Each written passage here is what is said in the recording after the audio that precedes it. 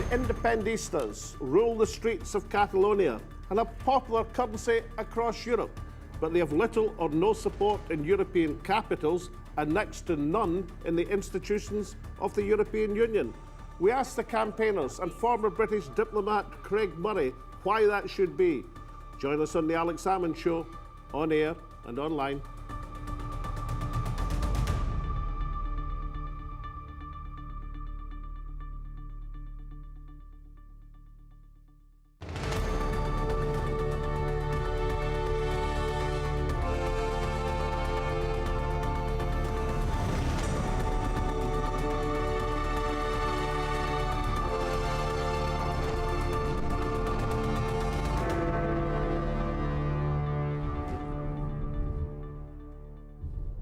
Welcome to the Alex Salmond Show, where we climax our series on Wither Catalonia. In the aftermath of the Spanish elections, is there any hope of a breakthrough to reconcile the independence ambitions of the rebellious province with the determination of the Spanish state to make no further concessions?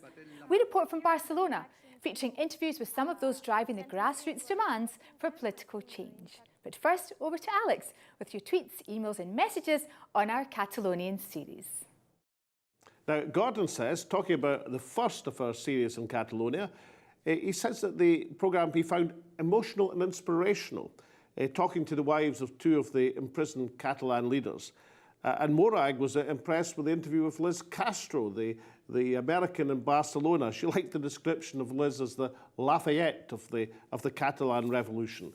Now, we haven't had a response from the Spanish government, particularly on the issue of the terms of imprisonment of the Catalan leaders. But here's a reminder of what Pedro Sanchez had to say in the Washington Post of October the 14th.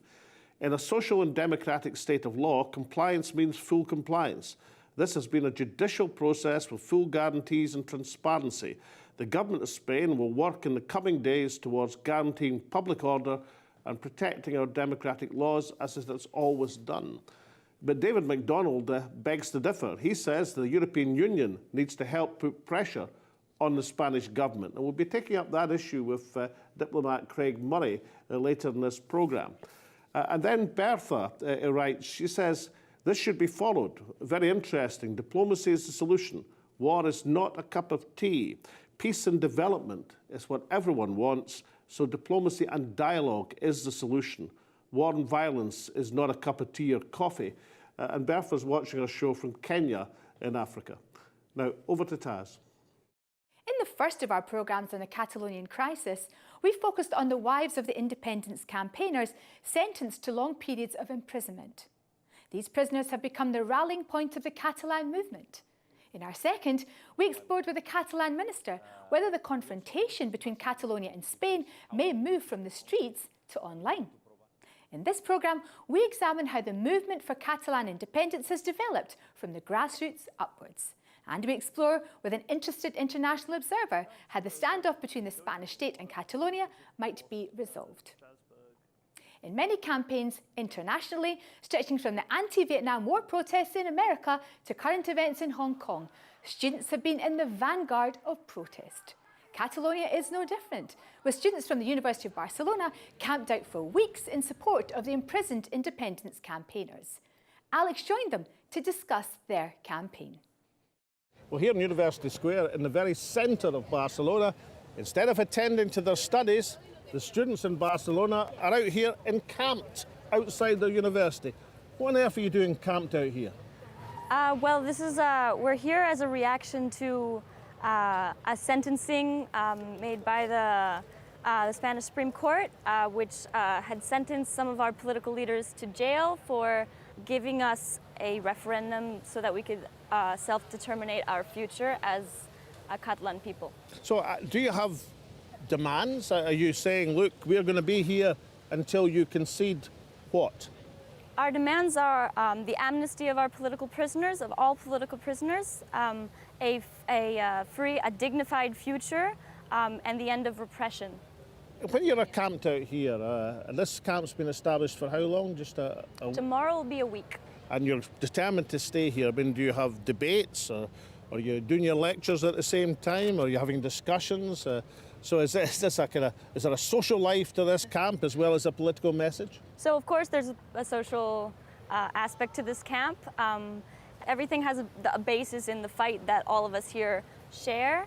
We organize everything from debates between the different people who are here camped to different speakers who come and tell us about all sorts of different issues. We have people who've come and talked about different ways of protecting ourselves, and also we had people come and talk to us about the situation in Kurdistan and South America too, different fights that are going on parallelly in the rest of the world. So you're looking not just at the situation in Catalonia, but looking to the wider world. Well, we believe that our fight is part of a more global issue that involves many other people who are also oppressed by different oppressive regimes, and so that's something that we think is important, even though what we're here fighting for we know is a more concrete issue.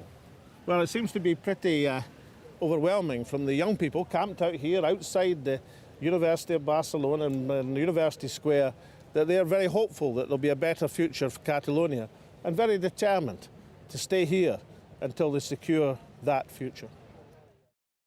Craig Murray, as a former British ambassador, can you explain to our viewers why, despite the public sympathy for the Catalan cause, which is evident across many countries, they've had little or no support from individual European governments, or for that matter, from the institutions of the European Union? No, it really has been quite striking that there has been very little support for the Catalans on the diplomatic front. And in particular within the European Union, it's been extremely striking that there has been no support from them from the Commission or the Council or the Parliament, and particularly at the time of the violent suppression of the Catalan referendum. All three of those European Union institutions came out in fairly strong support of the actions of the Spanish government, saying it was all part of the rule of law. And do you think perhaps the Catalans will have better prospects in the Council of Europe in Strasbourg? I remember back in 2017, the then acting president of the Council made a strong statement of condemnation of the actions of the Spanish authorities. Might Strasbourg be a better vehicle for Catalan canvassing for support than Brussels? Strasbourg is going to be more hopeful because, of course, Strasbourg and the Council of Europe are particularly tasked with institutions of good government, questions of self-determination and questions of human rights. So it is very much in their domain. And also they have no economic remit, so the stability of the currency or the future of the Spanish economy is not so much their concern. So yes, there will be more of a chance of eventual redress from the Council of Europe and, of course, from the European Court of Human Rights, which is a Council of Europe institution, not a European Union institution. But these things grind slowly. And remember, of course, that governments still do have great influence on many of the representatives within the Council of Europe. So if you were advising the Catalan government at the present moment, or indeed the wider Catalan cause, how would you tell them to frame their diplomatic offensive to try and turn round the shut doors they're getting from most of the countries in Europe? I would tell them primarily to look outside Europe. I would tell them to go to the developing world, the G77 countries, as we call them in diplomatic speak, and to frame Catalonia's desire for independence in respect of the right of self-determination and to seek to operate through the United Nations and the United Nations General Assembly. One of the relatively few crumbs of comfort that Catalonia has received in terms of international support has been the refusal of a number of jurisdictions to service the European arrest warrants that the Spanish government taken out against Carles Puigdemont, against Clara Ponsati in Scotland. What's your reading of the situation that now that the Spanish government have come back with a new improved version of an arrest warrant, are they going to get their way, or will the jurisdictions continue to hold out against deporting these people? Well, I'm still extremely hopeful that the judicial systems of European states will be resistant to the Spanish efforts because, plainly, there are breaches here of the rights of freedom of speech, of freedom of assembly, the right of self-determination, and plainly, Spain is trying to get still more political prisoners after imposing absolutely vicious sentences on people who are campaigning for self-determination. So, courts tend to take a more reasoned view of these things than politicians do. So, I am hopeful, particularly here in Scotland, that the courts will resist these politically motivated arrest warrants. But I will say that I'm fairly disgusted that the prosecuting authorities, who are of course much more susceptible to political influence, are taking forward the arrest warrants to the courts at all. The Crown here in Scotland should be saying this is plainly politically motivated. They should not be saying that the charge is the equivalent of a UK charge of treason, which is a remarkable thing which the Crown here in Scotland is resting its case upon. This is still a very grave and worrying situation. So in summary, I mean, the Catalans got tremendous support for the way they conducted themselves peacefully during the 2017 referendum. They've won the Catalan elections. For the first time, they've emerged leading in the Spanish elections in Catalonia. There is clearly a substantial majority in favour of a referendum if the case for independence is much more evenly divided. So what exactly does the Catalan politicians, do the Catalan cause do to progress their desire for a referendum? Well, I think they have to keep on doing what they're doing. And of course they have to assert, the obvious, that Catalonia is a nation. It has its own language, it has its own political institutions, and it has a long history of previous autonomy. So all these are the factors they have to work upon. But it's going to be a hard road. They are facing a state willing to use extreme violence against them and allowing no form of democratic expression. So to keep to the path of non-violence as time goes on is going to be extremely difficult. An emerging new front in the struggle for Catalonia is the social media, obviously heavily used by the Catalan campaigners. Now that they fear, according to the Catalan government, that the Spanish government have taken powers to virtually interrupt, wipe out, close down the internet across Barcelona, what fears would you have that this might be a tactic used by other governments internationally? Well, it's quite remarkable to see, a European government taking these kind of draconian powers. We've just seen precisely this kind of action done in Iran in the last couple of weeks to stop protest there. And we've seen similar things before in Hong Kong and other parts of China. You don't expect to see it in Europe. But ultimately, if the Spanish government is going to seek to suppress Catalan independence by means of repression, it's going to have to take more and more draconian steps to crush civil society. So I'm not in the least surprised. Craig Murray from Edinburgh, thank you very much indeed. Thank you. Join us after the break when Alex discusses the Catalonia movement with the leader of one of the grassroots organisations who provided the engine for change in the rebellious province. Welcome back. The Catalan struggle for independence has had huge currency in international terms, but few really understand the intertwined nature of the various organisations supporting a move towards independence. The Catalan movement is represented not by one political party, but by three, and much of its influence comes upwards from grassroots cultural and citizens' organisations. Alex caught up with Elisenda Paluzie in Barcelona, leader of the Catalan National Assembly. Welcome back to the show, Elisenda. Thanks for inviting me again. Now, tell the viewers a bit about what is the Catalan National Assembly? That's not a parliament.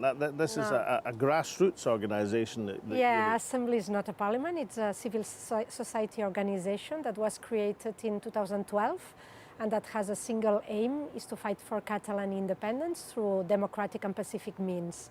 And it's ideologically diverse, so we can have in our memberships leftist people that are more center-right. It's very diverse. And what sort of activities does the National Assembly, what support does it provide to the independence movement in Catalonia? Well, the first thing that we did, and that was rendered us famous, was to organize a big demonstration in 2012 during the Catalan National Day. So one of our activities is mobilizing civil society, organizing large demonstrations. But we've been doing many other things, like campaigning for the yes to independence when we had the referendum in 2017, and also during the participatory process in 2014. So giving arguments in favor of independence, and we do that through also our experts, economists, lawyers, and different experts that are also a part of the association. So you're looking to support independence, supporting candidates and politicians, not just in political parties and government office, but through all the institutions of Catalonia. Yes, because this is something that we realized in October 2017, is like the power is not only in the formal institutions in government, the power and the Spanish state power is spread in other institutions of the civil society, especially in business institutions. We saw that in October when some of these institutions participated in the fear campaign.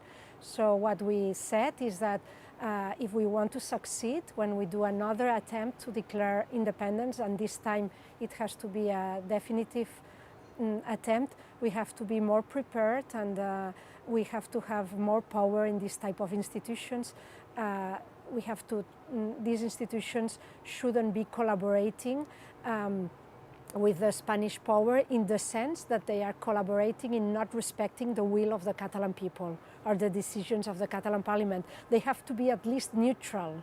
Now, since we last spoke in the show last year, the sentences have been handed down for the independence campaigners. 9 people sentenced collectively to almost 100 years of imprisonment. What has been the impact of these draconian sentences on the Catalan independence movement? The society is really touched, I think, by this verdict and by these sentences, and also the reaction of the Spanish state by doing more repression, by using and again the police that is acting quite violently, and also with an increase in the political repression, but by sending all these youngsters to pre-trial detention again. We have now 45 people in pre-trial detention in jail. So the situation is quite complex and complicated now. But how does the national movement in Catalonia avoid being drawn in to claims of violence, which would one of your greatest promotional points in world opinion has been? This is an example like Gandhi a century ago of a totally peaceful protest. Yeah, it's difficult when they have just condemned the former leader of the Catalan National Assembly and that of another association to 9 years of jail, when what they were doing in September 2017 was trying to calm down a protest and send people home and saying, no, let's stop the protest now. And they have been condemned for sedition for these peaceful demonstrations. So it's very difficult that that the students, the young people, do not react to that, saying, "Oh, see what happens when you do things peacefully." No, the central government will, and the institutions and the judge is going to condemn you as if you had used violence. No. So it's difficult, but we have to try. We have to try to keep our track of nonviolence, which doesn't mean exactly pacifism. It's not exactly the same, because nonviolence is a strategy that implies an action. It's not doing nothing. It's acting against this oppression, against this state that is violating fundamental rights and trying to weaken it. by acting, by using sometimes even civil disobedience, but under strict principles of non-violence. So we have to hold.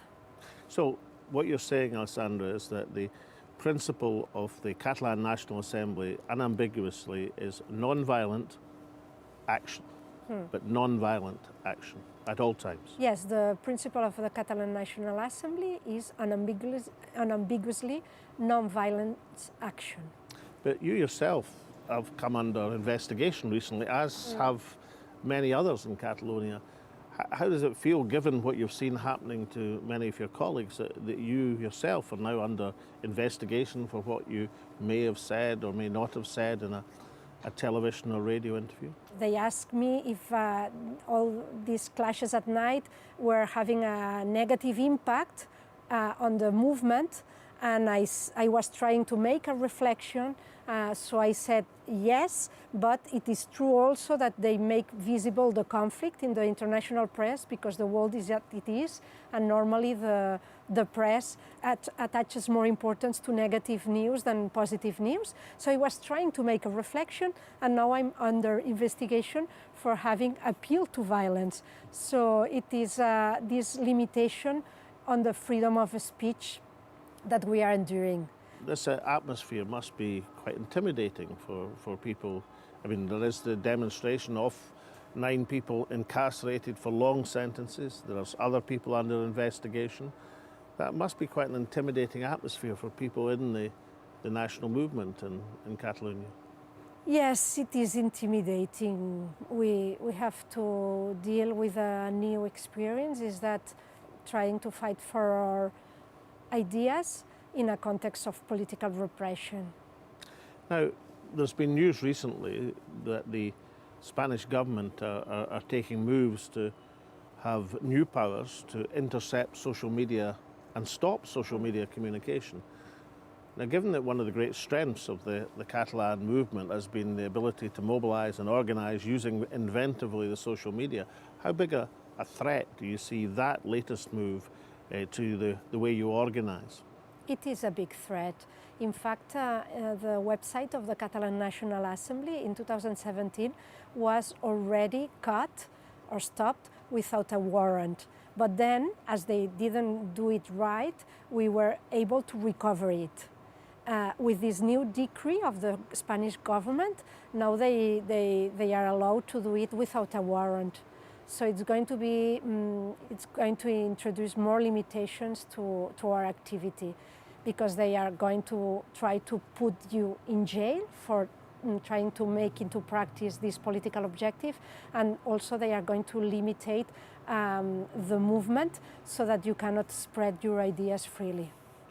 But might this be a strange way, an opportunity to mobilize support elsewhere in Spain, because governments which move against the social media are effectively potentially moving against large sections, particularly of the younger population, to whom the social media is all-encompassing in their lives. And many people will be wary of the idea of governments taking a license to intercept and to block people's communications. Yes, it's true, and this is something that we are trying to do, like in our campaigns in the international arena.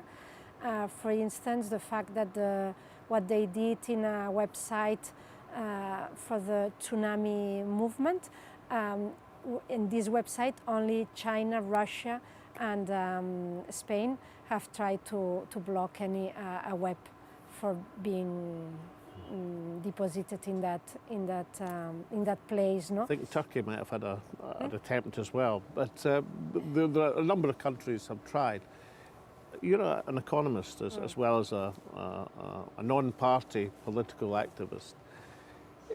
What's your impression of how the Catalan economy has performed during a period of great instability? Can you see damage to the economy, or are there upsides to Catalonia being a place which is widely reported? In fact, we are in a global economy, and what affects more strongly the Catalan economy is the international economic context. So during the period of turmoil of the Catalan referendum, declaration of independence, and the fear campaign, the Catalan economy grew at a pace that was stronger than that of the average Spanish economy or even the average European economy. And now we are entering, as the rest of Europe, a period of recession, probably, but it's that affects the Catalan economy, not the political conflict. What now for the Catalan National Assembly? I mean, how do you intend to progress your campaign, and how hopeful are you of success in the medium term? We would like to restart again a campaign on the arguments in favor of independence, because what happens with political repression is that you are only talking about that, about the people that are detained, the people that are being investigated, and you stop talking about what moved you in the first place to defend independence for your country. And I think it's important to put these arguments again, because now we have more arguments than we had at the beginning. A few years ago, or when the Catalan National Assembly was created, we had arguments in the social arguments, economic arguments, cultural and linguistic arguments to defend a Catalan state for Catalonia. But now we have more arguments. We have seen how it is to live in a Spanish state that is willing to violate fundamental rights in order to preserve unity of Spain, who would like to continue to be part of a state such as this one. So we have to wrap these things up again and try to campaign again with strong arguments for independence. So the grassroots campaign goes on? Yes, thank you. Thank you, Elisenda. In our series on Catalonia, we have sought to explain the nature of the movement for Catalan independence and the tough reaction of the Spanish state against these ambitions. Inevitably, this has largely featured the views of the Catalan campaigners, as the new Spanish government are reluctant to engage in anything other than the briefest of statements. The inconclusive outcome of the Spanish election provides some basis for dialogue with Prime Minister Sanchez, short of the numbers required to secure his position in the Cortes, and the largest Catalan independence party, the ERC, opening the doors to support in exchange for talks. However, any move to appease Catalan ambitions will be pounced on by the right-wing opposition, whose electoral success has been largely built on a hardline approach towards Catalonia. It will be interesting to see if the circle can be squared, because a continued constitutional standoff seems neither to the benefit of Catalonia or Spain. Now, next Thursday is general election polling day in the United Kingdom, and with political coverage strictly limited, we'll present a compilation of the highlights of some of our shows featuring international issues. However, the following week we summon once again our prestigious panel of political pundits who will examine the post-election landscape in the United Kingdom and what might be the spectres of Christmases yet to come. But until then, from Alex and me and all at the show, it's goodbye, and we hope to see you all next week.